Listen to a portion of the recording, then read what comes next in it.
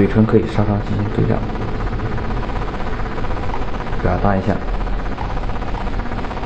嘴唇的厚度。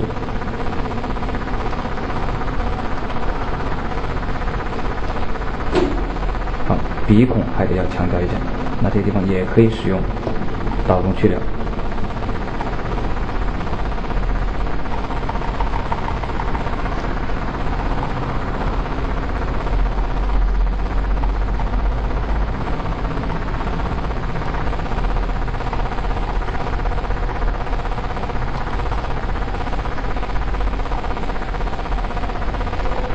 鼻梁这个面通过大力度的磨光，表达这个短暂面。那记住，再强调一遍，描线的位置呢都是凹陷，然后你可以直接使用去掉，让鼻孔向内延伸，呈螺旋状。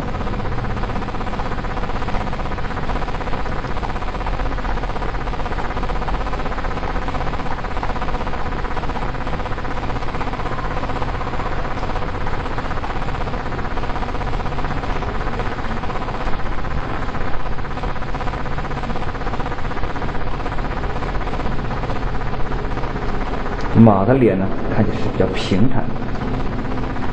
好，我们再处理它的眼睛。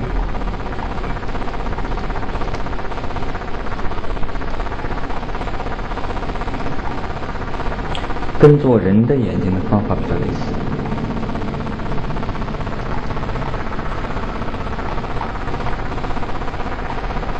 使用去料让眼睛凹陷。对外部进行磨光点去膏，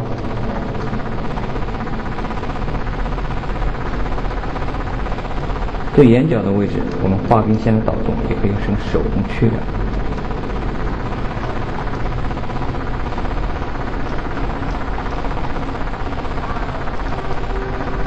眼袋的位置如果没有做，可以使用导动。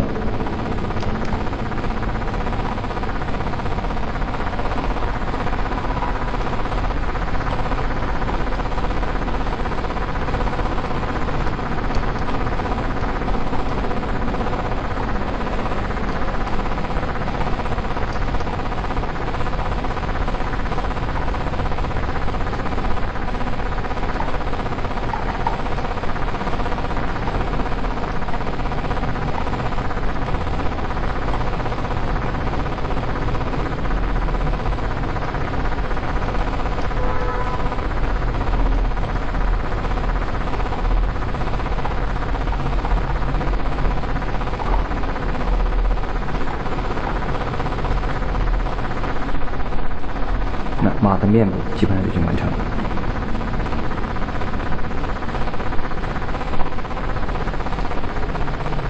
那么整个大心以及脚以及面部的方法呢，基本上就到此结束。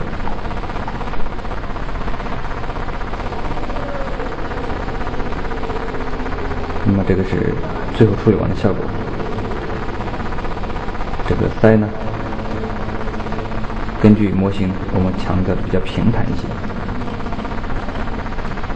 耳朵呢像一个喇叭形状向外突出。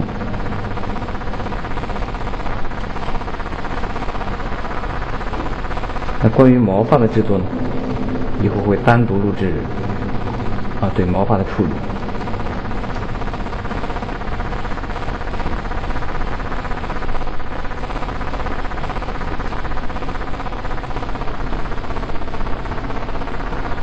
那制作动物，最关键的还是结构准确，看起来有力量感。那层次要清晰，